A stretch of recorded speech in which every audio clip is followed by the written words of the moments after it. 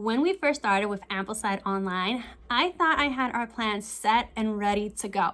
Fast forward to now, we've taken some time off, I've made some adjustments, and I've made a huge change taking my kids from individual years and grouping them all together. Here's my honest update.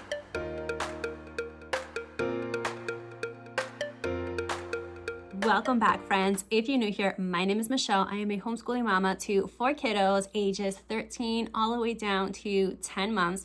We are entering our 4th year of homeschooling, and this year we are switching over to a completely Charlotte Mason style of learning using mostly Ambleside Online. Now, I just want to point out that I am not an expert at all in all things Charlotte Mason. We are literally just getting started. I try to educate myself as much as possible, but I wouldn't call myself an expert just yet. And as much as I love to learn from veteran homeschooling moms, I also love to watch videos on moms that are just getting started and are in the same spot that I am. It makes me feel like we are walking through the trenches together.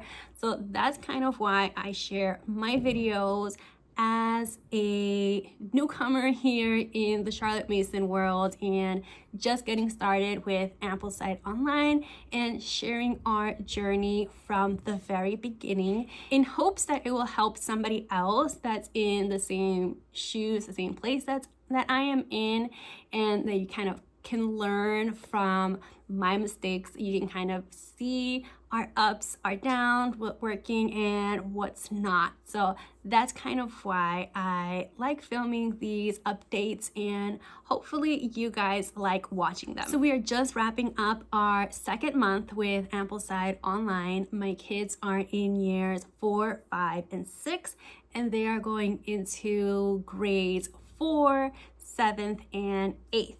I based their years off of what I felt they could handle and where they're at. Since this is our 1st year doing something fully Charlotte Mason, our 1st year using Ambleside, there is a very, very noticeable and big jump between years 6 and 7th. It's heavy. I feel like even the light year is pretty heavy. So I didn't want to just jump straight into that knowing that my kids would feel very overwhelmed. So I decided to put them 2 years below, and I'm okay with that. I felt very comfortable with that, especially since they are still working on grade level for their math. They're still working on their actual grade level for grammar and for everything else. We're basically using Ambleside Online for their readings, for their history, their science, but they still have their individual work that they are doing at grade level. So one of the major changes that we made going into month 2, well, actually wrapping up month 2 or right in the middle of month 2, is that I made the decision to switch over from individual years to grouping them all together. So it wasn't until I posted my 1-month update using Ambleside Online that someone had commented, hey, if your kids are doing years 4, 5, and 6, why aren't you doing Ambleside groups with them? And I was like, what is that? I didn't even know that Ambleside did groups. I just looked into the years. Like I said, we're very new, just getting started. So I didn't even realize that there was a group option for Ambleside Online. And when I looked into it, I like the idea more and more of grouping them together. And when I asked around about grouping, some had mentioned that if your kids are working independently, which mines were because they're older, then there really isn't a benefit to grouping them. I disagree with that. Yes, it is a little bit easier that they're working independently because you're not doing a lot of the readings and they're taking more ownership of their readings. So I can see that part. But it still is it still is a lot to keep up with individual years. It's still 3 years that you as the teacher has to oversee. Yes, you don't have to pre-read everything, which I didn't because I couldn't keep up with them. But I still like to pre-read as much as possible. That way when they're narrating, I can have an idea, a background of what it is that they're narrating back to me. And it was a lot. It was a lot to keep up with. I also like to do things family style. So to me, grouping them made so much more sense. So when you're looking at Ambleside for groups, they have 3 different forms. They have form 1, which is for years 1, 2, and 3. They have form 2, which is years 4, 5, and 6. And then they have form 3, which is years 7, 8, and 9. And then each of those forms are broken up into 3 years. So I am doing form 2, and the form 2, they have it broken up to form 2A, 2B, and 2C. When I was looking at the schedule, it is a combination of years 4, 5, and 6. So I decided to go with form 2B because it's right in the middle of where my kids are. And I already had the majority of the books for form 2B. And I like the selection that they have on there. When I looked at my daughter's year, she is the one that was doing year 6.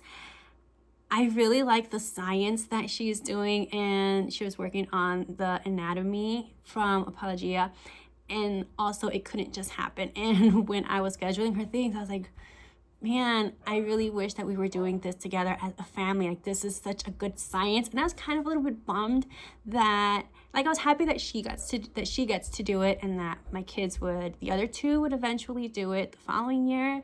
But I was a little bummed that we couldn't do it together. So when looking at the 3 different years, the 3 different forms, I decided to do 2B because it starts right in the beginning of that science, and we get to all do it together. And it actually worked out really well for her too, because that specific textbook for science, I believe it starts in the middle of year 5. So when she was starting it in year 6, she was starting it in the middle of the textbook, which I wasn't too crazy about, but I wanted to follow the schedule. So I had her just pick up right where the schedule told her to. But with us switching over to the new lesson plan, switching over to the groups 2B, it literally starts right at the beginning, right at lesson 1, which I love. And again, I love that we can do it together, which brings me to my other point. So how am I using groups? Are we doing everything family style, or do they still have some ownership? We are doing a combination of both. So first thing is that I chose 2B because it's kind of like right smack in the middle, and I liked some of the selections that they had. The downside was that my year 5 had already done some of the readings because they were already 5 weeks into their original schedule. So he had done the first 5 weeks of most of the readings that are assigned for the groups. So what I did for him was that I pulled some of the readings from year 6 that my daughter was doing. I kind of took those first 5 weeks for some of the readings, not all, because some of them are new, but the ones that he had already read, I pulled some readings from The Story of the World, and I also took one of the literature books. He is reading Never Give In. I feel like that's a really good one for him to do. So those are the 2 books that he is going to be reading for the first 5 weeks while his siblings catch up on the readings that he already did. So those things, they are still doing independently. And it works out for me because I only have to keep up with one list of readings. I'm able to pre-read everything that they're reading because it's only one list of books. They're all doing the same thing, aside from my son who's doing the things that I pulled for him, but I had already pre-read those when my daughter was doing them, so it still works out for us. We are doing science as a family because, as I mentioned, that was one of the things that I really, really wanted to do together anyways. So we are doing our science together. We're also doing our Greek mythology together. And this is one of the things that I'm not too crazy about. So we are doing Age of Fable. That is what's assigned for them. And we're mainly doing this as a family because I feel like the readings are hard to understand. And please, my veteran mamas, if you've already read Age of Fable and you have some advice on how to make it a little more exciting, a little bit more doable, please share. But this is one that we are still struggling with. It's just, I feel like it's a hard read. There's so many, the names of the gods are, they're hard for me to pronounce, so I can't imagine my kids trying to pronounce them. So I read it aloud to them to try to help them understand it a little bit more. But even I'm struggling with this one, and we ended up using the Ambleside Online version, which is super helpful because they do give you a little introduction in the beginning. They do some definitions for words that might be confusing, and then they do offer some narration suggestions at the end, which has been very helpful. But even still, this is just not one that we are loving. We're pushing through. Hopefully it gets a little bit easier, but if you have any tips on how to make this one a little more exciting, I would love to hear it. So aside from the load of pre-reads being a lot less by switching over to groups, there's also benefits for the kids as well to do groups rather than keeping them in their individual ages. So mixed ages also provides different perspective on things. My 9-year-old might point out something in our reading that my 14-year-old might not have picked up, and I love that we can get those different points of view. It also deepens their understanding and it builds a bigger connection when we're doing things together. And the other thing is that my older kids are also modeling to my little guy how to do narrations, how to do discussions. And the other thing is that, yes, it is a good thing when they are becoming more independent and taking more ownership. But at the same time, the older they get and the more their work becomes individualized, they tend to kind of do their own thing and isolate themselves a little bit more, which they're only little for a little bit. Like it feels like you're going to be homeschooling forever, especially when you're just getting started and you're with your babies, you're just getting started with kindergarten, let's say. Like, it feels like you're going to be homeschooling forever.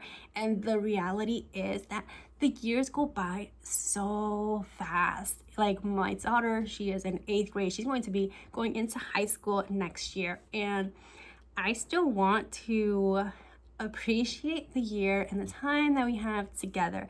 And we love our family time and doing our subjects together and sharing and connecting in those moments. So I love that we still get to do that. And yes, you still get to do your riches together, and yes, you still get to do your Bible time together, but I also like to do our core subjects together too. Before we switched over to Ambleside, we were doing the good and the beautiful, but we also did different unit studies we did some from Campfire curriculum and we did some from Gather Round, and those were some of the things that my kids remember the most.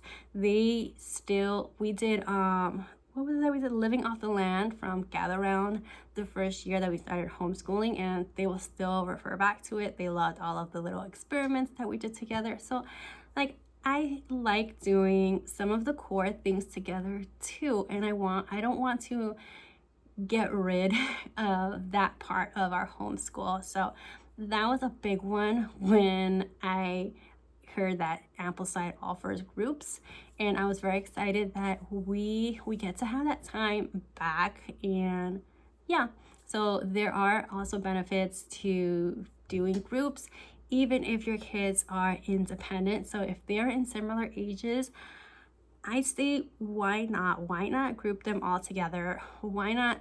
You can still have that Charlotte Mason style of learning. They're still taking ownership of their education because we're not doing everything together. One thing that I am noticing that gets a little tricky is the narration a little bit. So for example, if my daughter read if she's done with her history and she read her book, she comes to me and my little guy still hasn't read his, I kind of separate the two, because if she's giving me a narration, then I kind of don't want him to hear it yet and then kind of just use her narration. So that's still something that we're kind of working on. But other than that, I think that this is going to work for us, and I'm enjoying it so far. And I did redo their checklist booklet for groups for term 1. It has all of their daily readings and everything else that they need to get done for the day. So if you downloaded the ones that I posted before for years 4, 5, and 6, and maybe you want the group version, I will link this in the description. This one I did start from weeks 1 through 12, since we are starting fresh with week 1. So if you're interested in the checklist, let me know. I will put it in the description for you. So the other thing that has changed a little bit this month so far is the math for my older 2.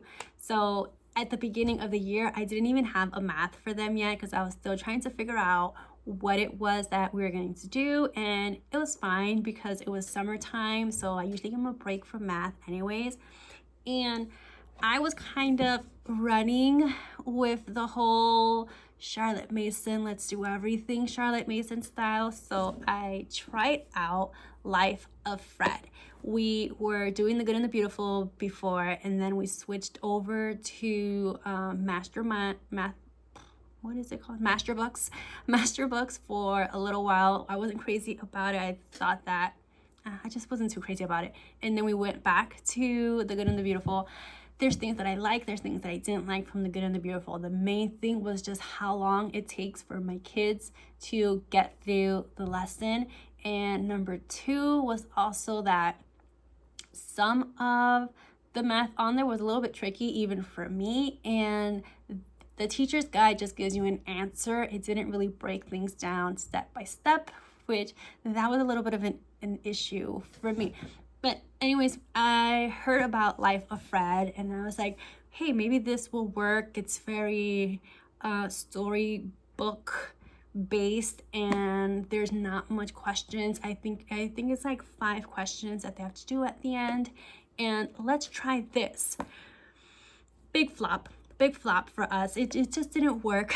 My kids, I feel like this, and if you've done this before and it works for your family, like, correct me if I'm wrong, but I just got the feeling that this is something that you kind of have to do from day 1.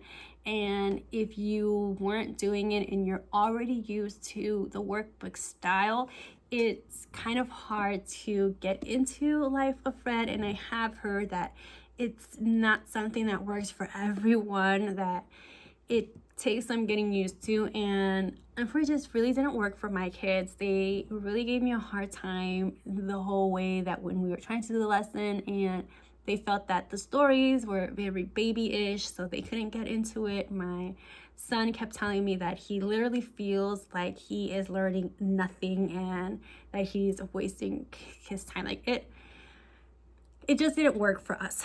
So I switched from this.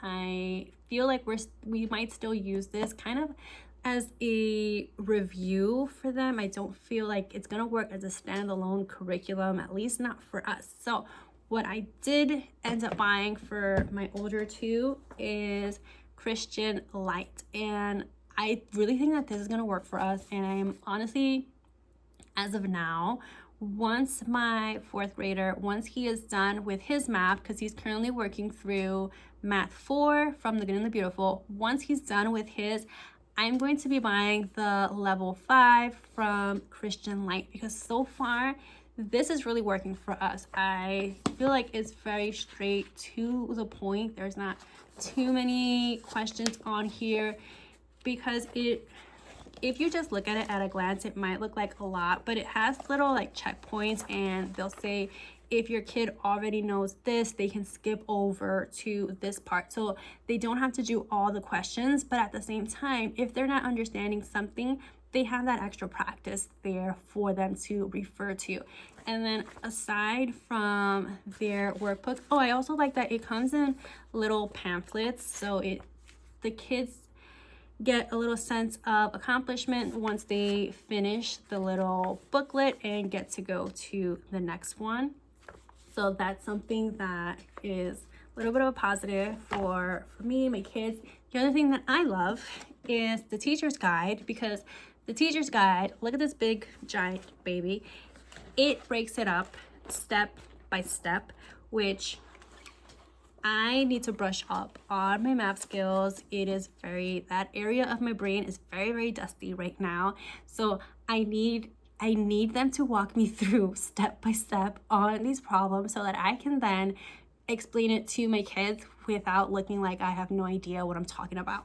And I love that this offers that. It gives you the answer and it breaks it down step by step. And then it also has a little section that if they don't understand something, it gives you like how to teach it a little bit deeper, aside from if they're still not understanding the lesson on here. It gives you a little blurb on how to kind of dive a little bit deeper to help them understand it a little bit better. So I am liking this a lot so far, and I heard about this curriculum. Somebody had shared it on Instagram. I had never heard of it before, and once I saw her share on her story, I immediately went to the website to look it up and purchase it. It's also very affordable. Each workbook is only $5, and it is 10 total, but you don't need to purchase all 10. So what I did was I bought the first 5, and I got the teacher's manual, which goes over books 1 through 5. So I bought the first copy, and then once they're done with the first 5, then I'll just buy the next 5. So I really like that it's very affordable. And we are also using their Spanish. So we are doing Speedy Spanish from Christian Light. This is one that I'm also enjoying. Again, affordable. It was only about $5-6, I think. What costs a little bit more is the audio for this. I think it's $25, but I did not purchase the audio because I can just read the phrases myself, and then my kids repeat after me. So this is what we are doing for Spanish.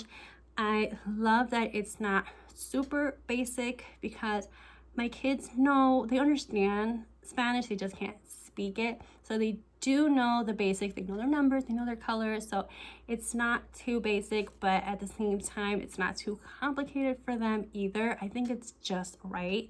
And there's 2 levels. I purchased the first level for us to do first. So there's 15 lessons here, and then 15 lessons in the second workbook. So a total of 30. So yeah, that is what we are doing right now for Spanish. Oh, and the last thing that I want to share, just kind of a little tip in case it helps somebody else.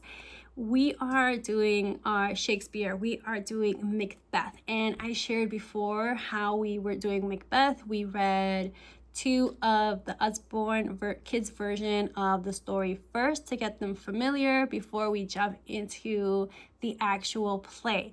and I purchased the No Fear Shakespeare, which has the original text and then it has the translated version on the side.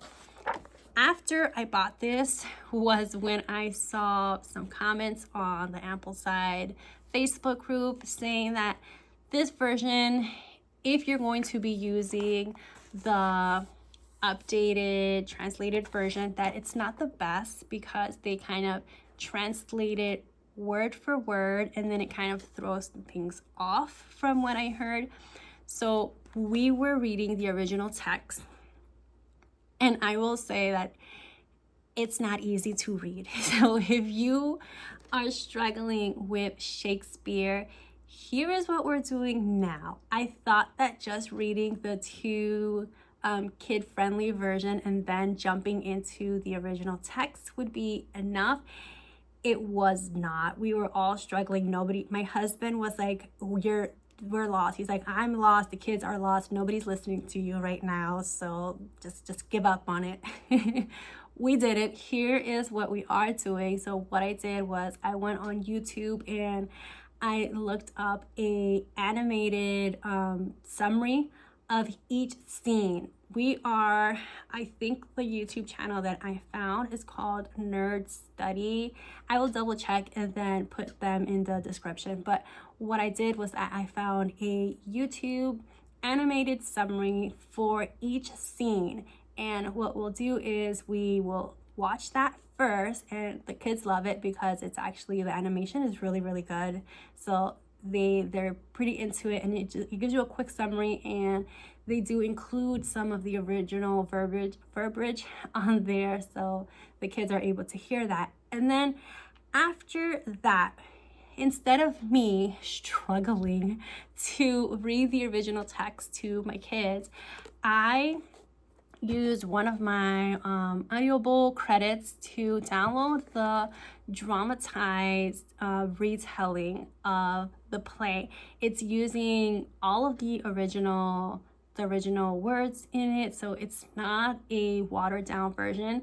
The only thing is that it's very animated, so it kind of feels like we are listening to the actual play with different characters. There's different